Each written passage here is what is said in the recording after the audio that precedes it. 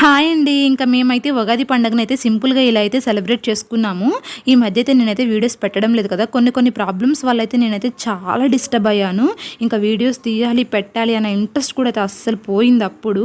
కానీ ఇంకా మనం ఏదైనా స్టార్ట్ చేస్తే మధ్యలో అయితే వదలకూడదని చెప్పేసి నేనైతే అలా అనుకుంటాను. ఇంకా అందుకని చెప్పేసి మళ్ళీ వీడియోస్ పెట్టడం అయితే స్టార్ట్ చేశాను. మీరైతే ప్లీజ్ నన్నైతే సపోర్ట్ చేయండి.